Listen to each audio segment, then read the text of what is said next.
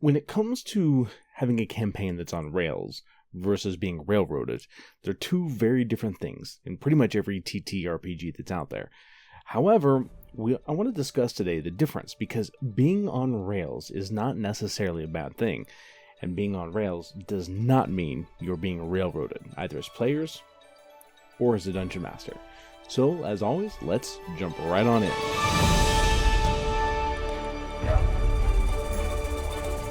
A lot of people think that being on rails when it comes to a game means you're being railroaded, and so let's talk for a second about what being railroaded really means.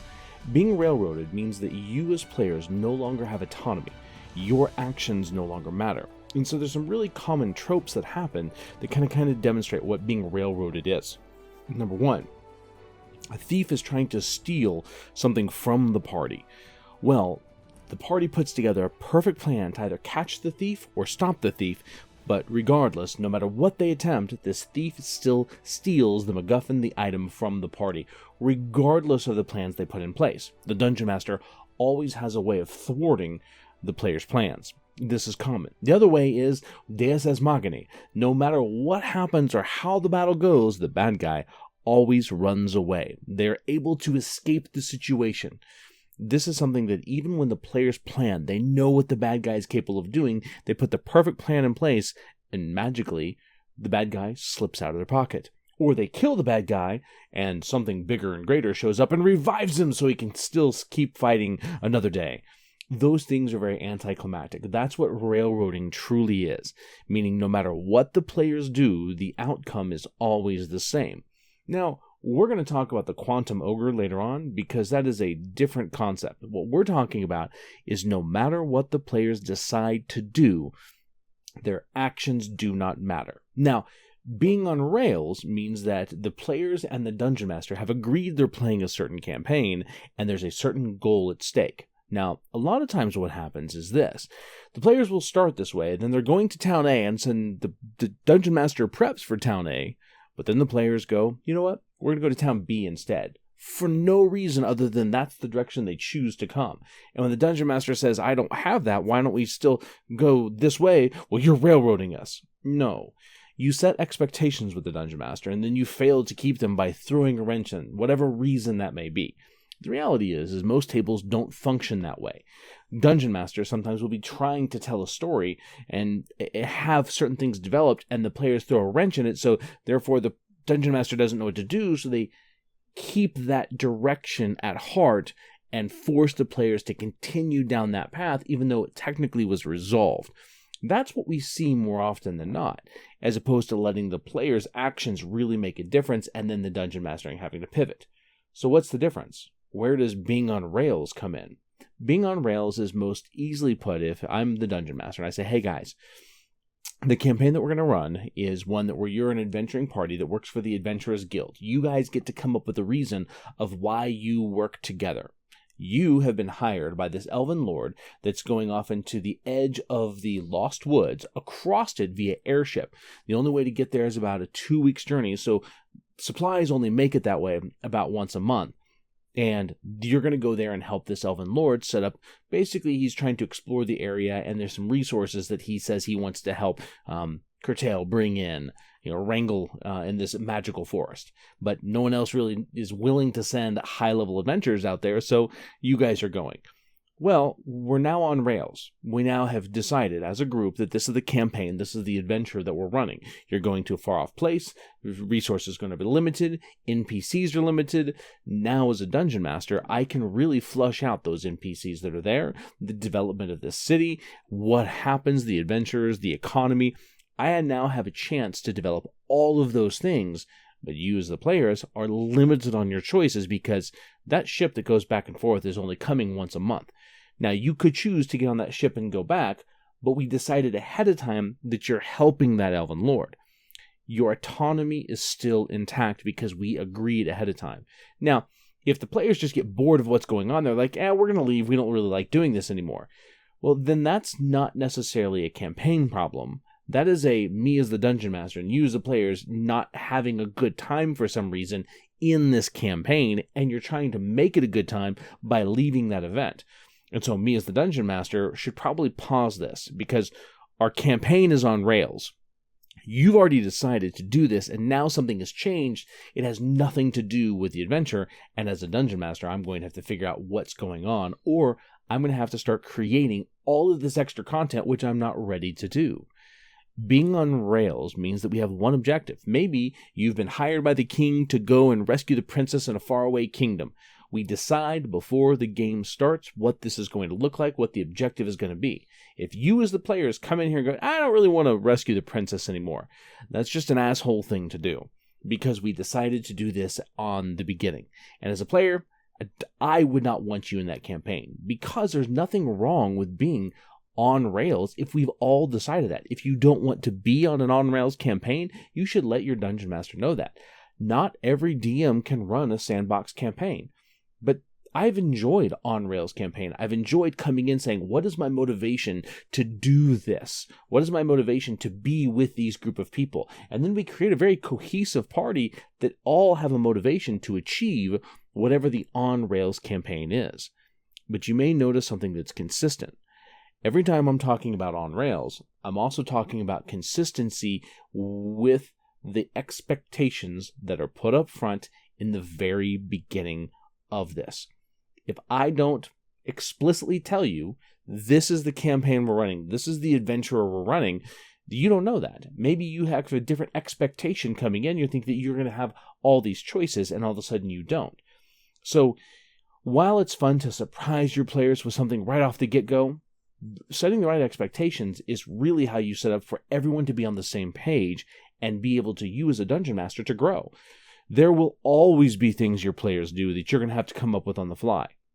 The worst thing in the world, though, is to have to come up with everything on the fly all the time for everything in the game, unless that's the kind of game you want to run.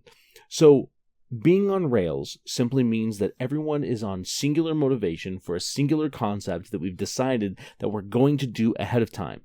Modules are the perfect example. If you're going to run the Curse of Strahd module, everyone should have a vested interest in solving the Curse of Strahd mystery. If you're going to do the Storm King's Thunder, if you're going to do a heist, if you're going to do any of these modules, you as the players should have a reason to go and do it. It should be part of your character's motivation. Do not, if you want to be a good player, make the dungeon master have to find a way for you to be motivated to run a module. If the dungeon master says, hey, I haven't ran, this module yet, would you guys like to run it? And y'all are like, yes. Don't be the one a-hole that goes, you know what? My character's just not motivated to be with you guys. Why would I stay here? You're not. Leave. Roll a new character that's someone that wants to be there. There's nothing wrong with being on rails. And dungeon masters, if anyone tells you that you shouldn't be running an on rails campaign, they're wrong. Is the ultimate goal to run a sandbox campaign? I don't know. It took me years, decades, before I actually ran sandbox-style campaigns. Most of my players would roll characters because I would tell them what type of campaign we're rolling, and so their motivations were in alignment with the type of campaign we were doing. Even though I gave my players lots of choices, they were always invested in the hooks I put forward because they built characters that wanted to be involved in the initial hook I set forth. Their backgrounds aligned with the type of campaign I was going to be doing. So if you're going to be doing a dungeon delving, get some wealth, make yourselves bigger, beefier, and better adventurers, and grow in the adventurous society, then that's the campaign that you run. And every player should have an investment, an interest in doing that. And so that's really the heart of being on rails. The players are in alignment with the dungeon master. So when hooks are given, the characters are attracted to those hooks. All on rails is a singular direction, a singular motivation that everyone agrees to. Railroading is when the players do something and the actions don't matter. You can be on rails and still railroad your players. You can say, hey, here's the big bad guy, here's what you're going to do. You're on rails, they encounter the big bad, and they kill them. As a dungeon master, you're like, well, that ends that campaign. Well, maybe it does. Don't railroad them and retcon unless you ask the player's permission. I wasn't expecting you guys to kill the big bad here. How do I make this work? Well, that was just his doppelganger. Really? I mean, I guess that can work, but you have to watch out for that. you can get away with it once. You can make one twist that kind of saves your butt.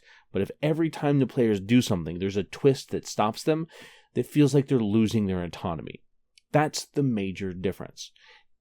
On rails means we're in alignment, heading towards the same thing, so that way I as a dungeon master have plenty of time to prep.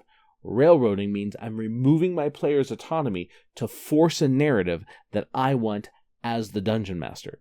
Now here's the thing. Railroading goes the other way as well. A lot of people don't recognize this or realize it. As a player, I decide that I don't like the way this campaign is going, so I hijack the campaign and take it my own way.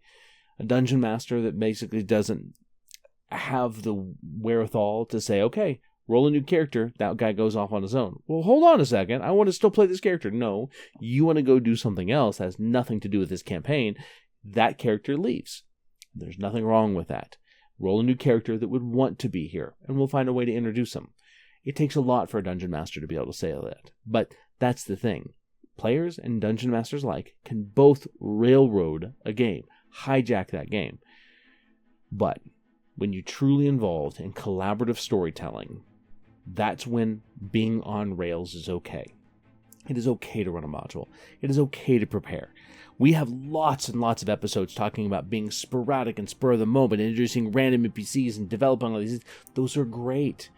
Those are great advanced skills. But as a new dungeon master, pick up the adventure.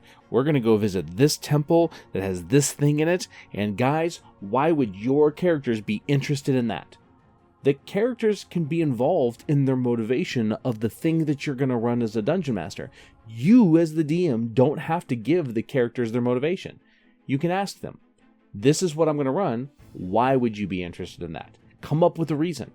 Not, are you interested? Why would you be interested? It's amazing how impactful that statement is. So just remember, railroading versus on rails are not the same thing. Being on rails is okay.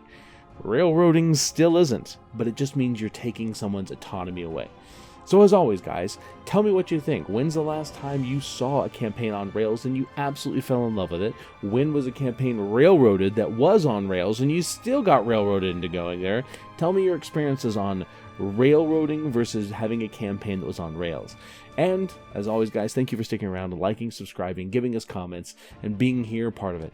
As always, we will see you when we will see you next time.